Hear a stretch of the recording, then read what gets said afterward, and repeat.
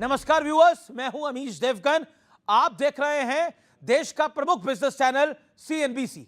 And tonight on CNBC Awaaz we will debate on saffron surge, यानी क्या यह भगवा लहर है जिसकी हम बात कर रहे हैं, बंगाल से लेकर असम तक और पूरे देश में, चाहे वो महाराष्ट्र हो, क्या वो भगवा लहर है या फिर मोदी की पॉपुलैरिटी ऑल टाइम हाई पर है, सत्ता में 12 साल रहने के बाद भी और as a head of government 26 साल रहने के बावजूद भी।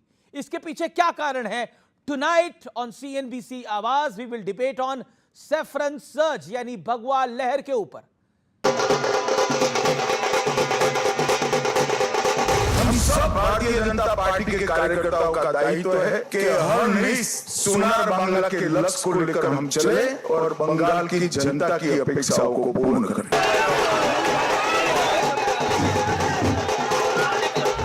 सबका साथ, सबका विकास, सबका विश्वास, सबका प्रयास, एटाই হলো আগামী দিনে আমাদের মন্ত্র।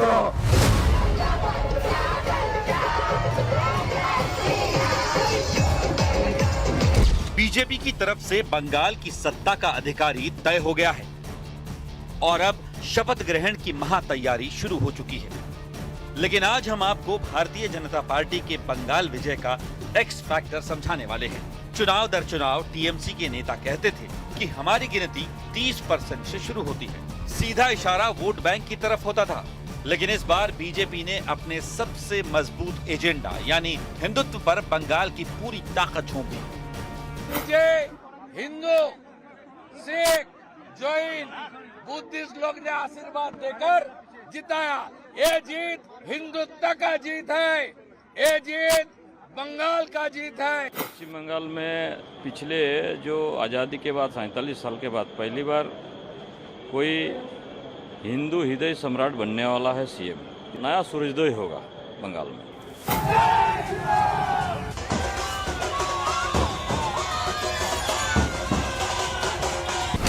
बंगाल में करीब 71% हिंदू आबादी है और 27% मुस्लिम आबादी है। अनुमान है कि करीब 65% हिंदू वोट एक मुश्त बीजेपी को मिले, जिसका असर ये हुआ कि बंगाल में प्रचंड भगवा लहर तैयार हो गई।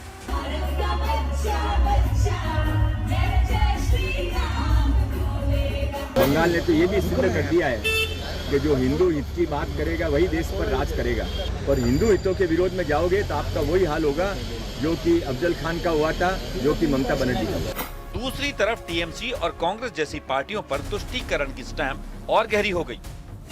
टीएमसी ने इस बार बंगाल में 47 मुस्लिम कैंडिडेट उतारे थे और कांग्रेस ने 70, जबकि बीजेपी ने किसी मुस्लिम उम्मीदवार को टिकट नहीं दिया।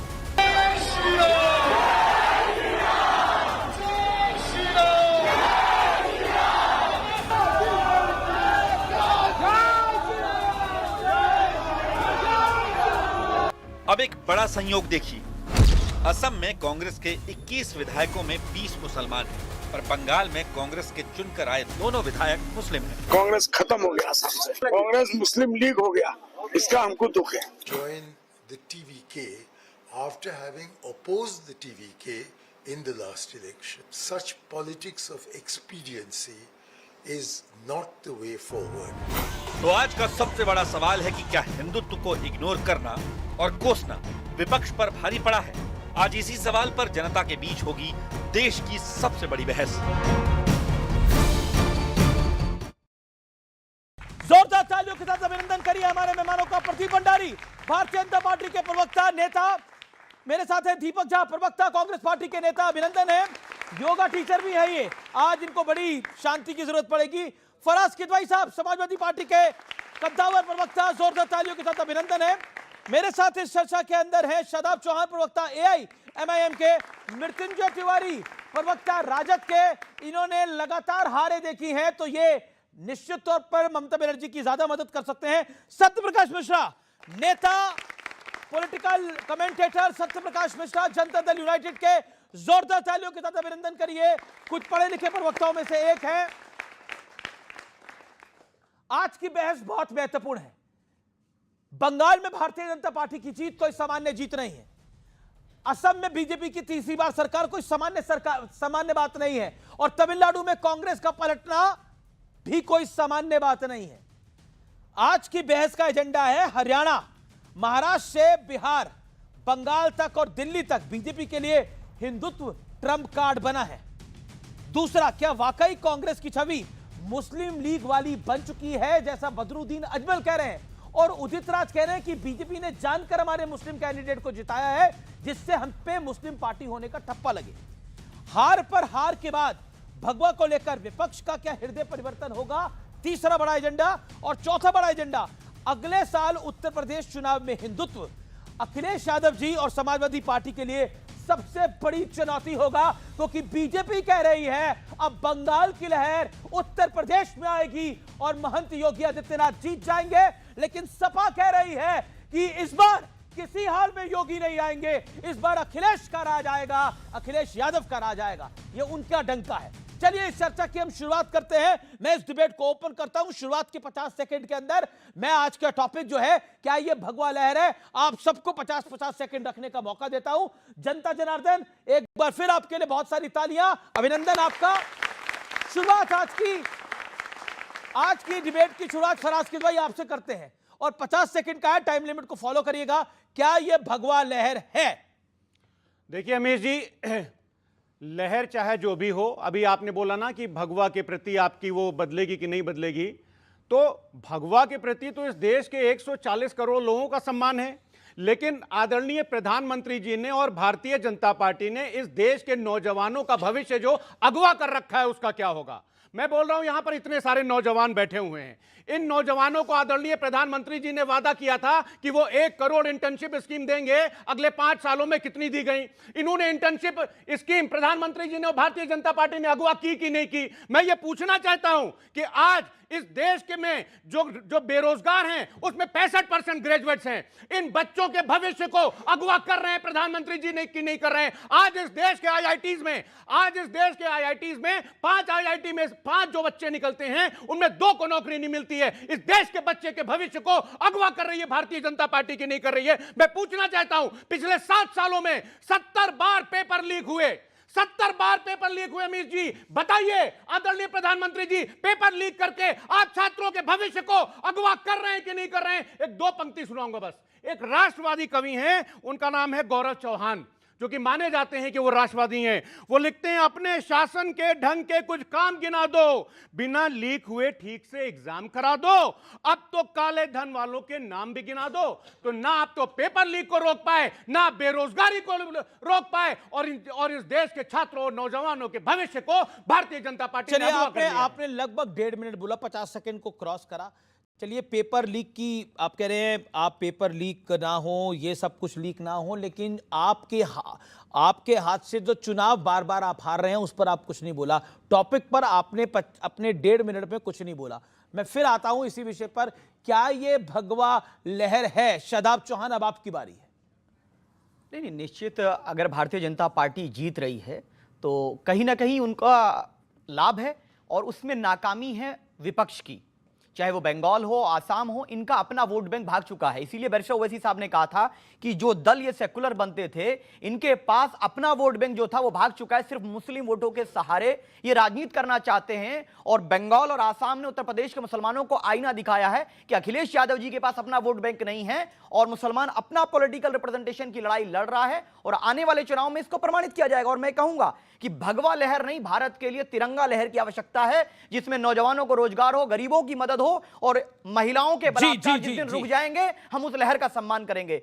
ये स्पष्ट। और आखिरी बात, समाजवादी पार्टी और बीजेपी, ये दोनों के दोनों हु इज बेटर हिंदू की लड़ाई लड़ रहे हैं, सॉफ्ट हिंदुत्व पर। वो भी मंदिर बनवा रहे हैं, अखिलेश जी भी मंदिर बनवा रहे हैं, दोनों में कोई फर्क नहीं है। ठीक है, मैं रुक करता हूं अब प्रदीप भंडारी का। प्रदीप भंडारी, ये भगवा लहर है?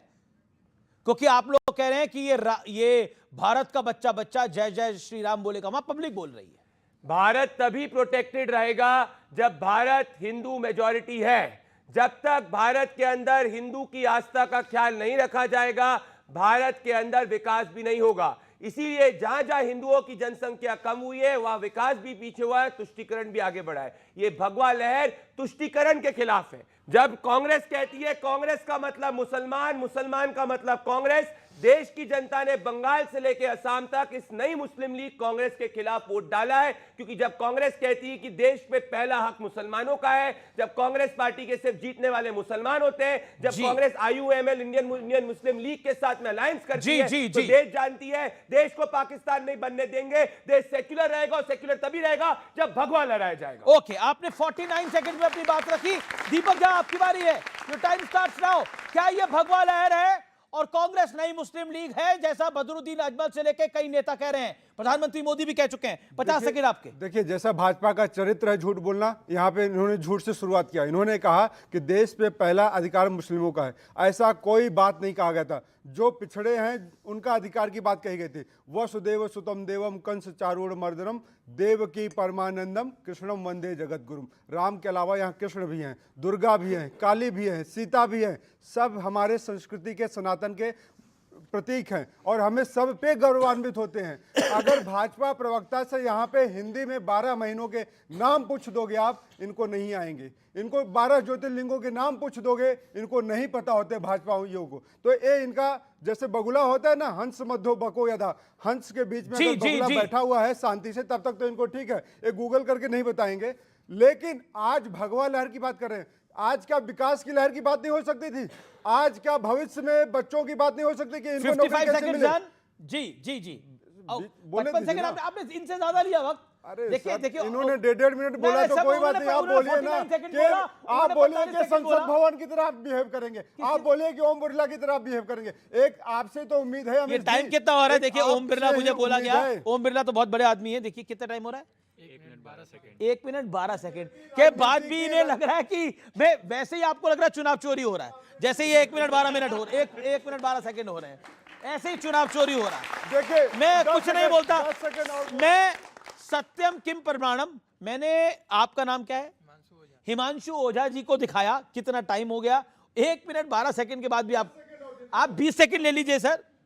लेकिन भगवा हिंदुत्व का एक प्रतीक है, अभिव्यक्ति का एक प्रतीक है, लेकिन संपूर्ण हिंदुत्व का प्रतीक नहीं है। संपूर्ण हिंदुत्व का प्रतीक ये होगा जो यहाँ पे बैठे इनको रोजगार भी मिले, इनको शिक्षा भी मिले, ना कि गौमूत्र के नाम पे इनका इलाज करो और कैंसर का अस्पताल खोलने के लिए 250 करोड़ रुपए चंदा दे। तो नरेंद्र मोदी जी देश में व्यभिचार, अभिचार और भ्रष्टाचार फैला रहे हैं। एक बाबा कैंसर का इलाज करता है, कहता है मैं गौमूत्र से करूंगा, लेकिन उसके यहाँ जाते हैं 250 करोड़ रुपए का हॉस्पिटल का। क्यों? जरूरत क्या है भाई? आपने गौमूत्र की बात करी, गौमूत्र से इलाज कर रहे हैं। कभी वो भी बात करिएगा जो वो बाबा करंट लगाते हैं और ऐसे ऐसे लोगों के कर जाते हैं, वो आप भूल गए। वो चंगेजी सभा की बात नहीं करते। हाँ, वोट बैंक है तो इसलिए उसके बारे में नहीं कुछ बोलना।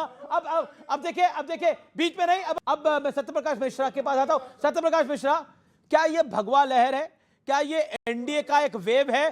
क्या एनडीए लगातार अपना कुनबा बढ़ाने का प्रयास कर रहा है? और ये सब कहते हैं ये सब कुछ आप लोग कर रहे हैं इसी की मदद से। ये खेल हो रहा है बिहार से लेकर बंगाल तक।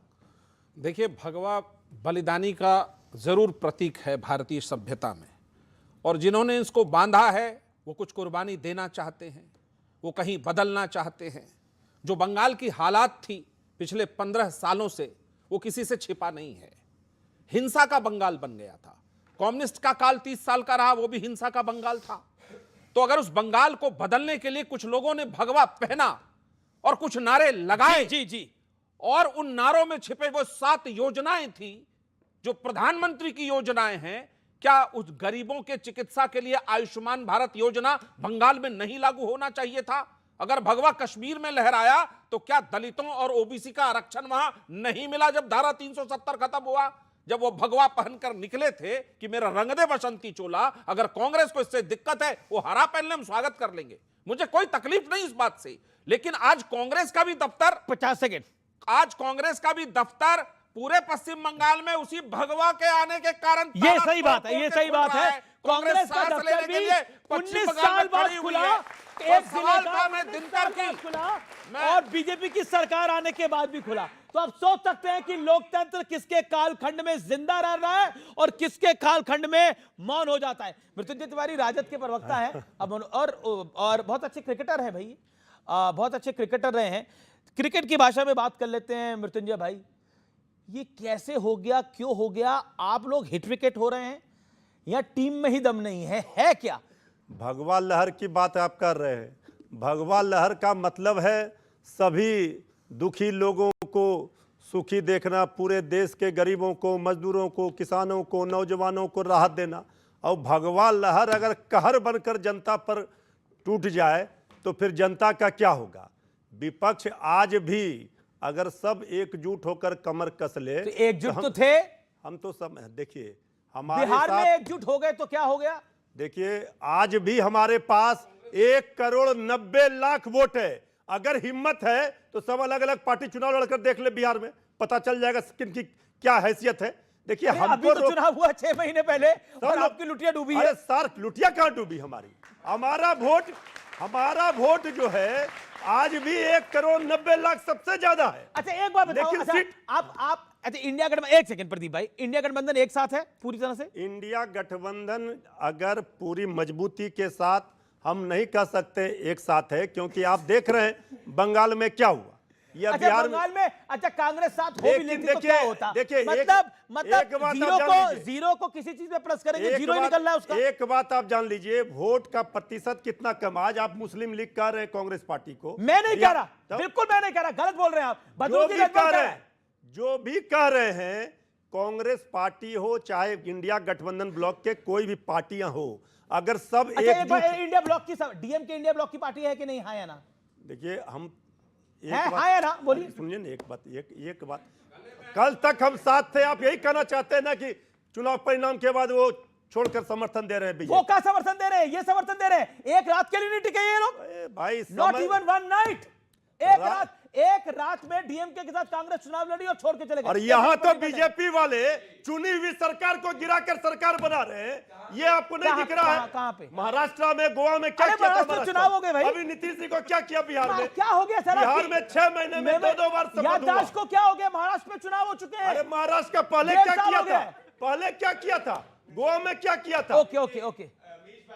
आज हर विपक्ष के व्यक्ति को भी समझना चाहिए, अगर उसको अपने राजनीतिक भविष्य को संभालना है तो कांग्रेस को दूर रखना है। ये मैं नहीं कह रहा हूं, कवि कोजी ने ये लेटर लिखा है 1 घंटे पहले, ये कहते हुए कि पार्लियामेंट में हमें कांग्रेस पार्टी से दूर रखो, ये पीठ में छुरा घोंपने वाली पार्टी है।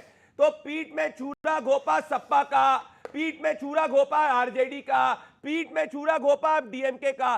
कांग्रेस जिसका साथ देती है उसके पीठ में छुरा घोंपती है। तृणमूल कांग्रेस को भी तृणमूल कांग्रेस इसलिए बनानी पड़ी थी क्योंकि कांग्रेस पार्टी ने उस वक्त उसको हक नहीं दिया, इसलिए कांग्रेस पार्टी की में से तृणमूल कांग्रेस निकली। तो आज भाजपा तो जनता की बात कर रही है, 25 करोड़ गरीब गरीबी रेखा के बाहर निकले, हिंदुत्व की बात कर रही है, ये आपस में लड़ रहे हैं।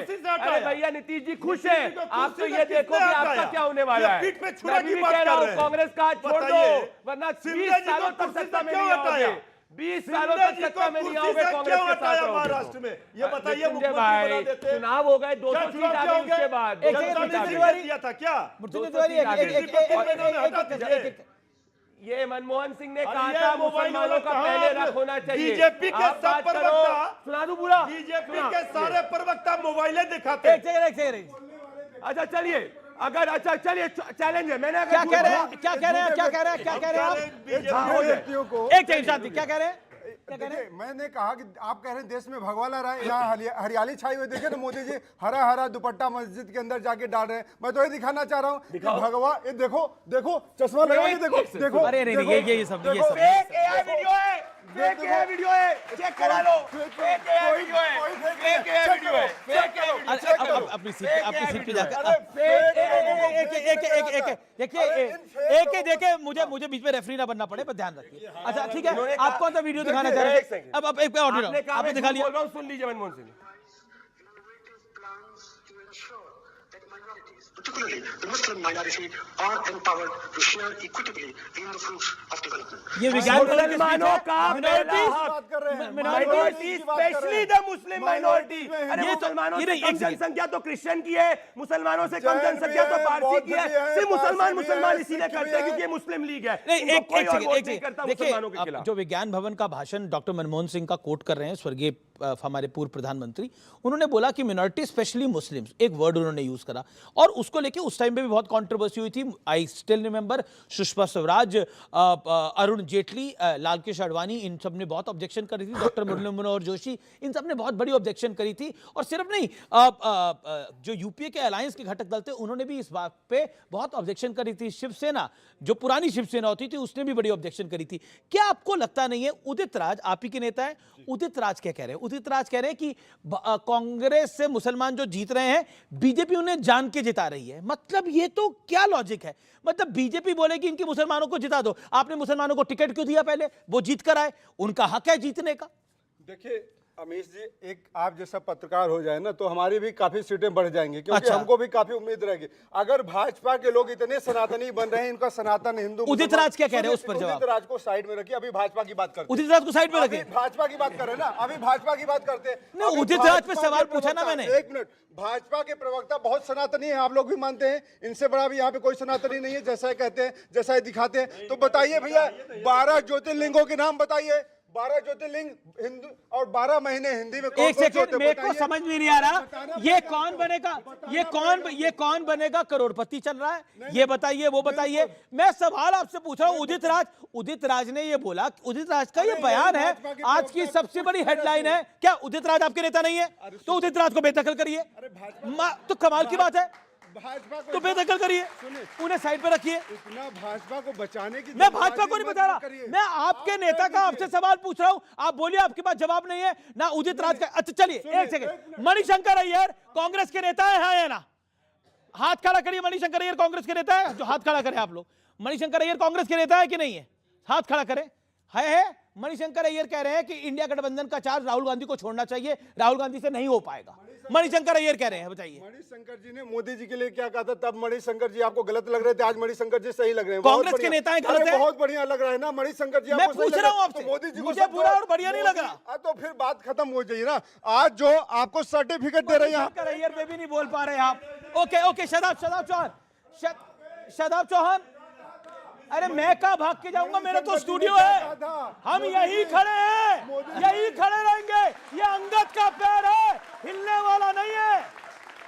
26 साल से खड़े हैं, ये अंगद का पैर है, हिलेगा नहीं, चाहे कोई कुछ कर ले।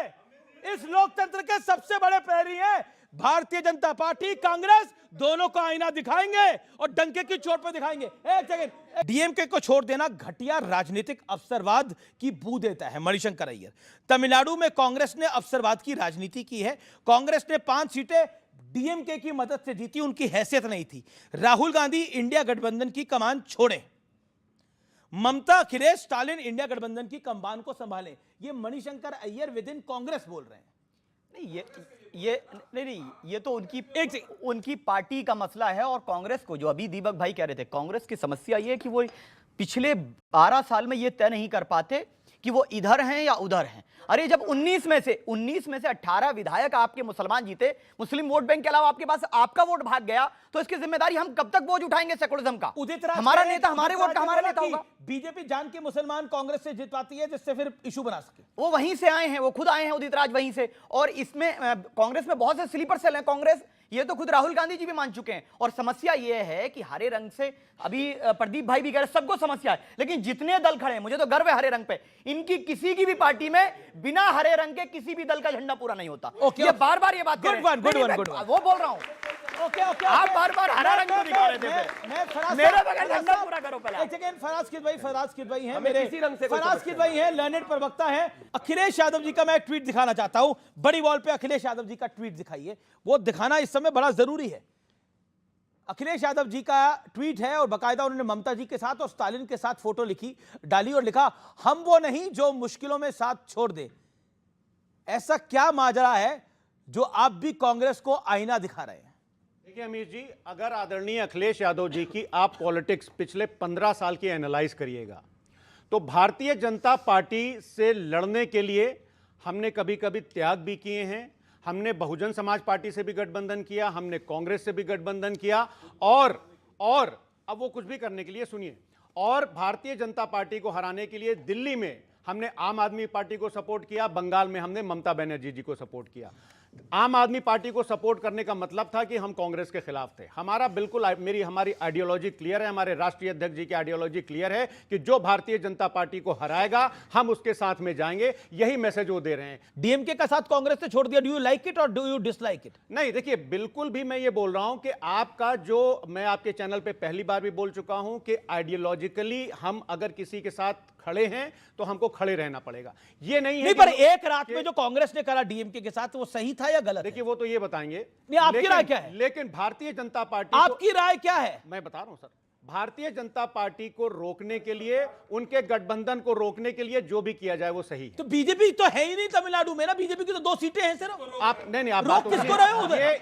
ये तोड़ देंगे, ये पार्टियां तोड़ देंगे, ये पार्टियां तोड़ देंगे। अमीर जी, मतलब 20 साल पुराने सहयोगी को एक रात पहले वो चुनाव आ रहे, अगली रात छोड़ के आ गए, मतलब कमाल की बात करते हैं। मतलब इतना तो कोई फिल्म देख के आता है तो रात को उसका भी खुमार नहीं उतरता जितनी देर आपने चुनाव का खुमार उतार दिया। दूसरी बात पे बोलना नहीं चाहिए। 10 सेकंड दीजिएगा। गलत बोल रहे हैं। छोटा सा इंटरवेंशन। 20 साल पुराने सहयोगी नहीं थे वो। हाँ, केंद्र में अटल जी के साथ भी सरकार बनाई। अरे सर, अटल जी के साथ 1998 में थे, उस बात को 26 साल निकल चुके हैं, 28 साल निकल चुके हैं। चले गए थे सर, मैं पत्रकारिता 26 साल से कर रहा हूं। अटल जी के सहयोगी थे 1998 में, 1998 में, 2004 में आपकी सरकार आ गई, उसके बाद से आपके साथ है। वो 22 साल से आपके साथ है, 23 साल से आपके साथ है, 23 साल बाद आपने उनको लात मार दी।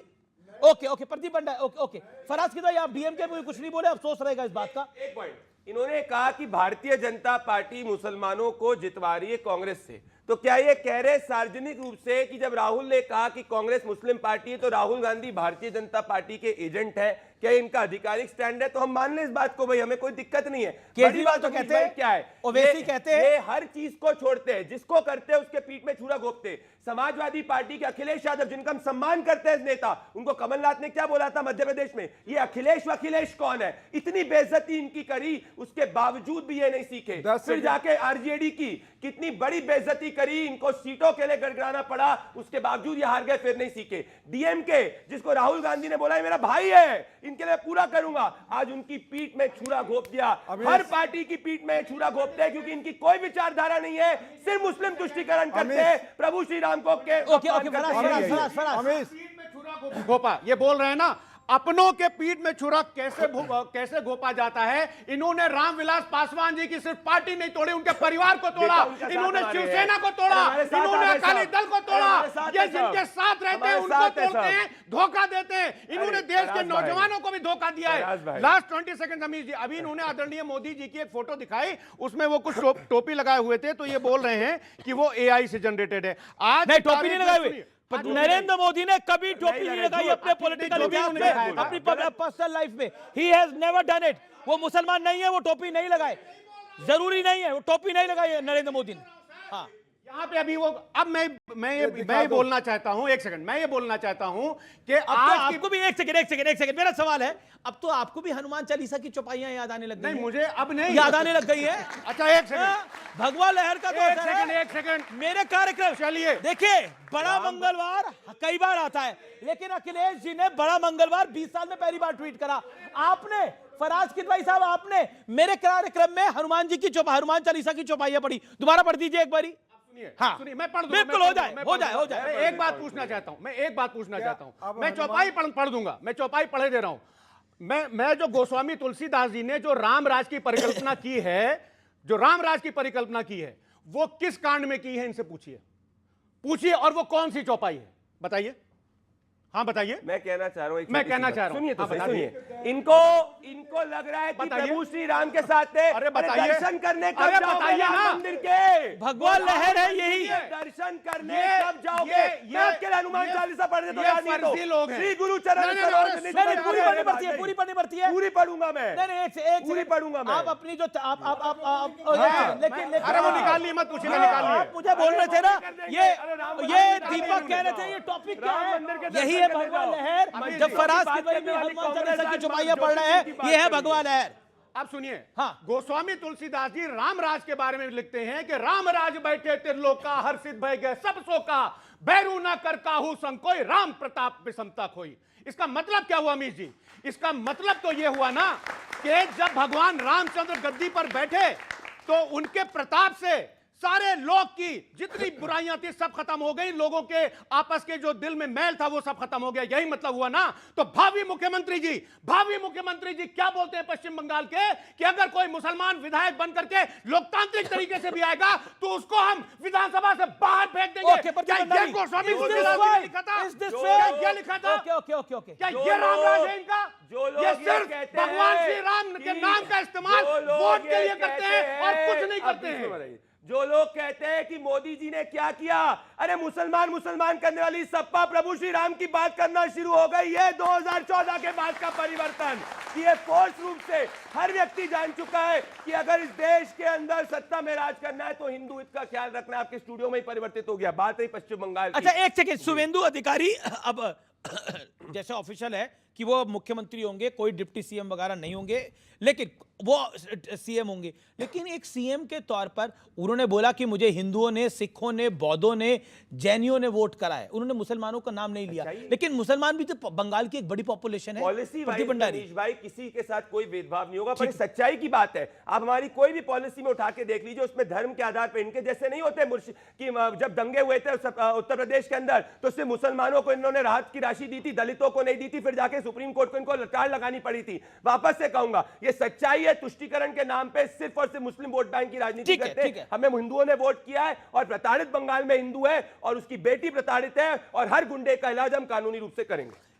आप बार बार एक नैरेटिव लेकर आते हैं कि देखिए ये कोई भगवा लहर नहीं है, कोई हिंदुत्व की लहर नहीं है, ये सब कुछ जो है ये बीजेपी मैनेज करती है। राहुल गांधी जी को भी बीजेपी मैनेज कर रही है। राहुल गांधी सेड, राहुल गांधी को मैं कोट कर रहा हूं, राहुल गांधी ने बोला ममता बनर्जी एक भ्रष्ट सरकार चला रही हैं, एक कॉम्युनल सरकार चला रही हैं, इसलिए बीजेपी को वहां रास्ता दिख रहा है। राहुल गांधी जी को बहुत दूर से दिख गया था कि बीजेपी आने वाली है, लेकिन फिर भी आपको लगता है कि सब गड़बड़ हो रहा है। जब राहुल गांधी ये बात बोल रहे थे तो राहुल गांधी क्या बीजेपी के प्रभाव में थे, क्या नरेंद्र मोदी के दबाव में थे? अरविंद केजरीवाल ओवैसी कहते हैं कि राहुल गांधी वही कहते हैं, वही करते हैं जो नरेंद्र मोदी कहते हैं।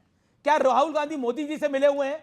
देखिए, राहुल गांधी जी ने तो ये भी कहा था कोविड महामारी आने वाली है, मोदी जी जरा संभल जाइए। राहुल गांधी जी ने ये भी कहा था कि जीएसटी लगाने के क्या क्या नुकसान होंगे। तो राहुल गांधी जी ने कई बार सरकार को आईना दिखाया। राहुल गांधी जी जनता के साथ खड़े हैं। पार्टी में नहीं कुछ हो पा रहा। सुनिए, अब बात बस पार्टी में नहीं कुछ हो पा रहा। सुनिए, अब सुन लीजिए आप, सुनिए। बात है कि राहुल गांधी जी कहते हैं दैविक भौतिक तापा, राम राज नहीं काहू व्यापा। सुनिए तो सुन तो लो, सुनो तो। इतना क्यों उछलने लगे? अरे क्यों उछलने लगे भाई? कभी क्यों उछलने लगे? क्यों उछलने लगे? ये राहुल गांधी क्यों उछल रहे हो?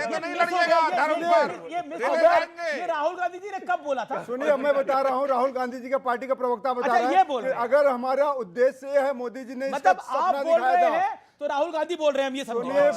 पार्टी का प्रवक्ता बोल रहा है ना, आप मानते हैं ना कि पार्टी की आवाज होती है। तो अगर पार्टी का प्रवक्ता कह रहा है कि मोदी जी आए थे, कह रहे थे कि हम राम राज्य लाएंगे, राम राज्य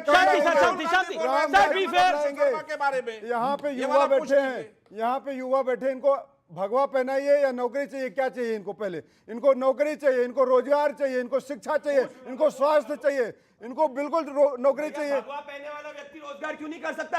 अरे भैया, भगवा पहना के रोजगार दो।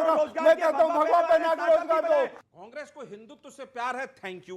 कांग्रेस हिंदुत्ववादी पार्टी बनना चाहती है, most welcome.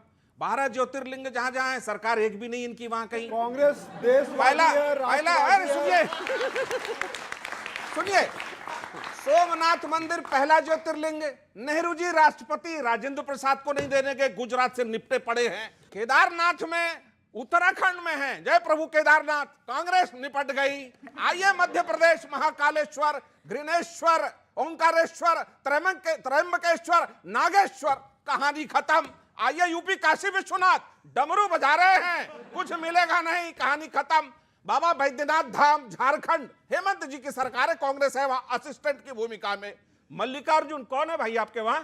Shri slam Mallikarjun, द्वादश ज्योतिर्लिंग है ना, है आपकी सरकार क्या वहां? वहां भी खत्म। चंद्रबाबू नायडू है। रामेश्वरम, तमिलनाडु, कांग्रेस छोड़ के भाग गई, डीएमके के साथ खड़ी थी। ये है द्वादश ज्योतिर्लिंग। दोबारा हिंदू धर्म पर कॉपीराइट लेने का ना अधिकार मत बनाइएगा, समझ गए?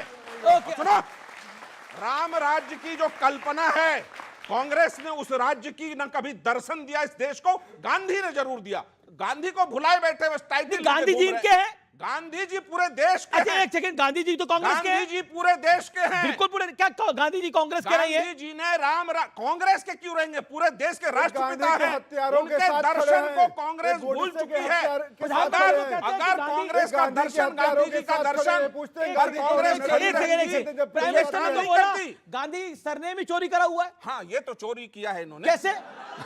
किया है। अब गांधी जी का सरनेम था, लेके चलते बने। गांधी जी का दर्शन भुला बैठे। एक सेकंड, ये गांधी का सरनेम कैसे आया, एक बारी बताइए, जो प्रधानमंत्री जी ने बोला। नहीं, प्रधानमंत्री जी क्या बोलते हैं, वो तो ये भी बोलते हैं कि हम बादलों में राडार छिपा देंगे। प्रधानमंत्री जी तो ये भी कहते हैं हम नाले की गैस से आपको सिलेंडर भर देंगे, आप पकोड़े तलिए, आपका रोजगार है। समझाई दीजिए दर्शकों को गांधी सरनेम के बारे में। प्रधानमंत्री को कोई वैल्यू है? कोई क्या बात करें, प्रधानमंत्री की वैल्यू नहीं है। सुनिए, प्रधानमंत्री ने ये भी कहा था राहुल जी की भी वैल्यू है, प्रधानमंत्री की भी वैल्यू है। प्रधानमंत्री जी ने ये भी कहा था 2 करोड़। आपको लगता है प्रधानमंत्री जी की वैल्यू नहीं है? एक सेकंड, आप अपनी बात को रखिए। प्रधानमंत्री जी की वैल्यू है? क्या वैल्यू है प्रधानमंत्री जी की? एक सेकंड, नहीं सुनिए ना, बच्चे से सुनिए, आप इनसे सुनिए, युवा जैन जी से सुनिए जी। ओके, बोलिए बोलिए। सर, प्रधानमंत्री की इतनी वैल्यू है कि पहले हमें कोई भी नहीं जानता। आप इंस्टाग्राम पे जाके देखिए ना, ऑल ओवर इंडिया में नहीं, पूरे वर्ल्ड में उनको फॉलो किया जाता है। ओके ओके, प्रधानमंत्री जी की वैल्यू है? जवाब बिल्कुल सर। सर, जैसा कि आप कह रहे हैं कि मतलब अपॉर्चुनिटीज़ नहीं मिल रही हैं 2 करोड़ युवाओं को नौकरी की। सर, AICT साइट पे जाइए, मेरे खुद के 2 इंटरव्यू भी पड़े हैं कि मेरे को जाके 2 इंटरव्यू देने हैं अभी। सर, साइट पे जाके देखिए, बहुत सारी अपॉर्चुनिटीज़ पड़ी हैं, बच्चे जा रहे हैं, अपॉर्चुनिटीज़ उठा रहे हैं। मेरे खुद के भी 2 इंटरव्यू लाइन में पड़े हैं। जी जी जी जी जी जी जी, मोदी जी की वैल्यू के मैं कोई कहना चाहता, कोई और बात अपनी? ओके ओके, मोदी जी की इतनी वैल्यू है कि हम अमेरिका और चाइना दोनों को आंख दिखा रहे हैं। ओके ओके, अच्छा ठीक है, आप कहाँ से हैं? बंगाल के रहने वाले हैं आप? तो क्या हुआ है बंगाल में, जरा खेला बताइए जरा। बंगाल में जो हुआ है बहुत अच्छा हुआ है। अगर बीजेपी की सरकार बनी है तो सर, ये जो ममता बनर्जी की सरकार थी सर, वो तो खुले में चुनौती देती थी कि अगर 5 मिनट का टाइम दिया जाए, एक पर्टिकुलर कम्युनिटी को छोड़ दिया जाए, तो खुद ही पता चल जाए क्या होना है बंगाल में क्या नहीं सर। और एक और बात, TMC का भी साथ में ही कोई एक घटना हुआ है सर। मेरे घर के बगल में एक जगह है शिवपुर, जहाँ मैं रहता हूँ, वो शिवपुर जगह नाम शिवपुर है, वहाँ चौड़ा बस्ती करके एक जगह है सर, वहाँ बॉम्ब ब्लास्ट हुआ है, क्रूड बॉम्ब। TMC के कार्यकर्ताओं के घर से क्रूड बॉम्ब मिला जा रहा है सर। अच्छा, एक बात बताइए, ये सब लोग कह रहे हैं कि वोट चोरी हो गया बंगाल के अंदर, बीजेपी चीटिंग से जीत गई सर। क्या पब्लिक ने वोट कराया? वाकई आपने पूछा कहीं आसपास? सर, अभी इंस्टा पे बहुत वीडियो वायरल हो रहा है जहाँ एक TMC कार्यकर्ता घर घर जाके बता रहे हैं कि 3 नंबर पे TMC का बटन है, दबाओ दबाओ दबाओ, वहां से वोट दो। और एक और जगह का है, पता नहीं बीजेपी कैसे जीती बंगाल? बीजेपी तो सर जीती क्योंकि सपोर्ट नहीं था TMC को, क्योंकि ममता बनर्जी सिर्फ बांग्लादेशी मुस्लिम जो SIR के उधर के हैं, बस उन्हीं लोग के बदौलत जीतती हैं, जितने बार जीतती हैं। मृत्युंजय तिवारी, तो जहां जहां बीजेपी जीत रही है वहां तो हो रहा है वोट चोरी, और केरल में कांग्रेस जीती, वहां वोट चोरी हुआ था कि नहीं हुआ था? खेल है। यही तो खेल है। अच्छा, क्या खेल है, समझाइए जरा। बैट्समैन को अंपायर के माध्यम से आउट करेंगे, टेलेंडर को नहीं करेंगे। क्या लग रहा है आपको वोट चोरी हो रहा है? हाँ या ना? ओके ओके, लोग वोट चोरी हो रहा है? वोट चोरी कहीं पे भी नहीं हो रहा। सब इंसान कोई किसी के पीछे जबरदस्ती वोट डालने नहीं जा रहा है। जहाँ पे मैं रहता हूँ वहाँ पे तो बिल्कुल ही नहीं हो रहा। ओके ओके, बंगाल में वोट चोरी हुआ? आप तो बंगाल से आते हैं, बंगाल में वोट चोरी हुआ है क्या? बंगाल में वोट बीजेपी को क्यों चुना है वहां पर लोगों ने? वहाँ सपोर्ट था बीजेपी का, TMC कुछ कर नहीं रहा था, बस मुस्लिम को सपोर्ट किया जा रहा था। मुस्लिम को सपोर्ट करता है। वोट चोरी हो रहा है आपको लग रहा है? किसी को लग रहा है वोट चोरी हो रहा है? ओके ओके सर, जब पहले ही कहा जा रहा है कि जो बंगाल है वो दंगा फसाई बन गया है, तो अब कभी ना कभी तो कोई ना कोई स्टेप लेगा ना आगे बढ़ के। वैसे मुझे समझ में नहीं आ रहा कि राहुल गांधी को क्यों लग रहा था बंगाल में बीजेपी जीत रही है अगर वोट चोरी हो रहा था, और क्यों अपनी राय रखना चाहता है? बोलिए बोलिए बोलिए। अरे पहले सर, जैसे ये लोग जब भी बीजेपी जिस भी पार्टी स्टेट में जीतती है, वहाँ ये लोग हर बार यही आरोप लगाते हैं कि वहाँ पे वोट चोरी हो रहा है। जब केरला में कांग्रेस जीती तो वहाँ क्यों नहीं लगा रही है कि वोट चोरी हो रहा है? ओके, इसका जवाब वो कह रहे हैं कि जहाँ आप लोग जीतते वहाँ क्यों नहीं वोट चोरी हो रहा? 10 सेकंड। पूरे छात्र जितने लोग बैठे, हम लोग सब लोग, आदरणीय प्रधानमंत्री जी, आदरणीय मुख्यमंत्री, पूर्व मुख्यमंत्री नीतीश कुमार जी परिवारवाद पर चीख कर गला फाड़ कर बोल रहे थे। कल का मंत्रिमंडल का विस्तार देख लिया ना आपने? कितने दिनों तक निशांत जी ने कार्यकर्ता के रूप में काम किया? कौन कौन बने मंत्री, A to Z तक क्या है? जैसे बोलिए तो ज्ञान देंगे, वहां चुप है। ये दोहरा मापदंड नहीं चलेगा। परिवारवाद पर हमारा तेजस्वी यादव, आदरणीय लालू प्रसाद जी पर ज्ञान दीजिएगा, और आप अपना बैठ करके परिवारवाद को मंत्रिमंडल विस्तार कराइएगा, और ज्ञान दीजिएगा आप हमरे ऊपर। बताइए। ठाकुर के बेटे हैं रामनाथ ठाकुर, वो राजनीति में रहे, पार्टी ने मंत्री बनाया। अरे पूछ रहा कहाँ चले गए? पार्टी ने एक मांग रखी कि निशांत को पार्टी ज्वाइन कराया जाए, उन्होंने पार्टी ज्वाइन करी। वाह वाह वाह वाह। लेकिन तेजस्वी ऐसा ज्ञान तो चमत्कार वाला है भाई। राबड़ी देवी किचन में बना रही थी चाय वाय, ये ज्ञान देंगे। राबड़ी जी को अरे ये पूछ रहा जो सवाल है उसका जवाब दीजिए, और परिवार के सारे लोग तो जवाब दीजिए। आदरणीय प्रधानमंत्री जी बताएं, राबड़ी देवी, तेज प्रताप, तेजस्वी यादव सबको बनाया, मृत्युंजय जी को नहीं बनाया। Time for a break. एक अंतराल के लिए रुक रहा हूं, लेकिन अंतराल के उस पार सीएनबीसी आवाज पर कुछ और बड़ी खबरें। वापस आते हैं ब्रेक के बाद टक्कर में। बंगाल में वोट की डकैती हुई है, और मैं हाँ वोट की डकैती हुई है, और Bharatiya Janata party election commission. अरे सर देखिए 20 में नहीं, ये आरोप गलत है सर 20 में नहीं, ये झूठा आरोप चाहता हूँ चैनल पर। ये क्या तरीका, बीच में बोल रहे हैं? एक सेकंड, उनकी बारी है ना। जनता का पन, जनमत का पन करने देंगे, हम बोलने देंगे।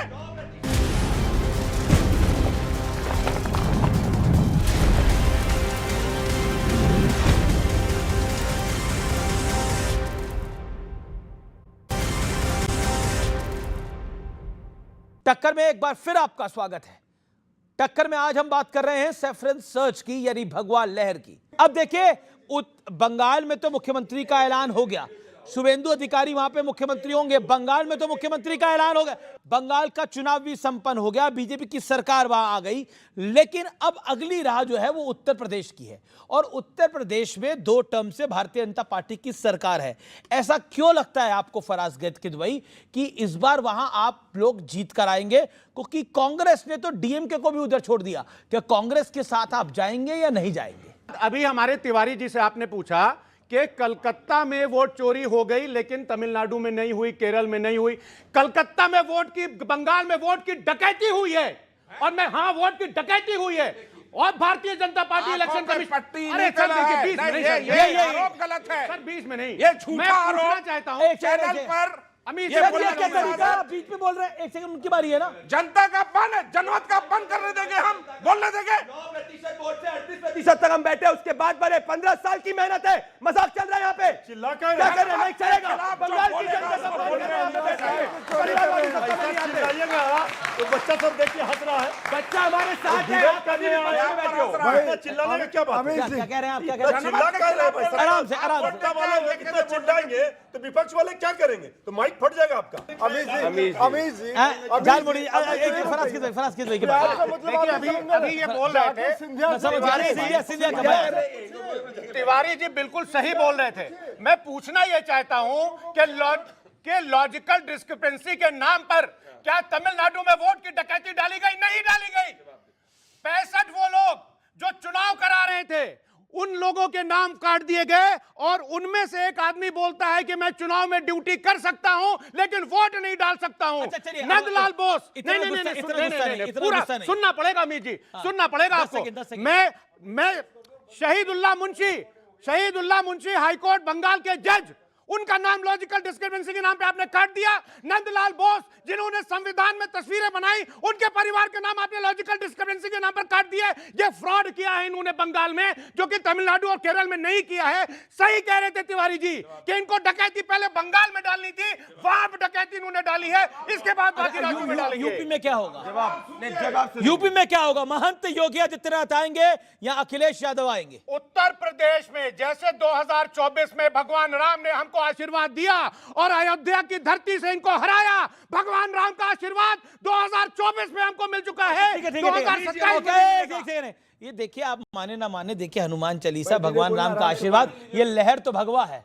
अब आप किसकी तरफ है ये सोच लीजिए। नहीं, ये बात स्पष्ट है कि ये सॉफ्ट हिंदुत्व के रास्ते पर जा रहे हैं, और ये अच्छा कर रहे हैं। ये अच्छा कर रहे हैं कि उत्तर प्रदेश के 20% मुसलमान को नजर आ जाए कि जब बरेली में मॉब लिंचिंग होगी ये नहीं बोलेंगे, मस्जिद मदरसा खानका का मुद्दा होगा नहीं बोलेंगे, वंदे मातरम पर इनका क्या स्टैंड है नहीं बोलेंगे। कांग्रेस और सपा के संबंध पर आप क्या बोलते हैं? पॉलिटिकल संबंध पर क्या बोलते हैं? कांग्रेस बड़ी चालू पार्टी है, ये इनके नेता ने कहा था, मैंने नहीं कहा था। अच्छा, ये इन्होंने कहा था, और आज मैं ये स्पष्ट कर रहा हूं डीएमके को जो कांग्रेस ने छोड़ा है, उसमें कोई शेयर हो जाए डीएमके पर को जो कांग्रेस ने ये छोड़ा। प्यार में धोखे वाला काम है कि ये मृत्युंजय भाई बता सकते हैं, क्योंकि वन साइड वैसे मृत्युंजय भाई आप तो लकी निकले, आप तो लकी निकले, आपको छोड़ के नहीं गए। अच्छा सिला दिया तूने मेरे प्यार का, तो सब ये कांग्रेस पार्टी भी ये बात समझती है कि क्षेत्रीय दलों की जो महत्व है उसको समझना पड़ेगा। डीएमके को निपटा दिया, ताकत को समझना। ऐसे अगर निपटाते रहेंगे तो फिर तो सोचना पड़ेगा ना। इसलिए देखिए कांग्रेस में और हम लोग में झगड़ा मत लगाइए आप, हम लोग पूरा इंटैक्ट हैं, अब मजबूती से हैं वहां। अब अच्छा करे, अच्छा सिला दिया तूने मेरे प्यार का। चलिए आज की भाषा में देखिए, कांग्रेस और डीएमके जो थी वो एक रिलेशनशिप में थी, लेकिन अचानक कांग्रेस को एक रात पहले लगा कि हम सिचुएशनशिप में हैं और उन्होंने पलटी मार ली। तो exactly it is the story of a situationship, जिसके अंदर कभी कोई भी कहीं से भी बाहर निकल सकता है, इसमें कोई दिक्कत नहीं है, वो सिचुएशन ऐसी होती है। Am I right Deepak Jha? I think you will agree. मैं व्यूअर से पूछता हूं, सिचुएशनशिप के बारे में मुझे तो यही जानकारी है, कोई कभी भी निकल सकता है ना। सिचुएशनशिप क्या होती है, कोई समझा पाएगा आप में से किसी को? है सिचुएशनशिप में ये कहते हैं कि बिना कमिटमेंट दिए आप उसके साथ रह सकते हैं और फिर निकल भी सकते हैं। हाँ, जब आपका मन चाहे आप निकल सकते हैं बिना। तो एग्जैक्टली कांग्रेस ने डीएमके के साथ यही किया है। चलिए, लेकिन ये प्रचंड भगवा लहर है, इसमें कोई दो राय नहीं है। और इस प्रचंड भगवा लहर में भारतीय जनता पार्टी का बंगाल में सूर्य उदय हुआ है, वो बंगाल जो भारतीय जनता पार्टी के लिए विचारधारा की जर्नी है। तो फिलहाल सीएनबीसी आवाज के आज के ब्रॉडकास्ट में इतना ही। आपको मेरा नमस्कार, शुभ रात्रि, good night, have a great weekend. धन्यवाद।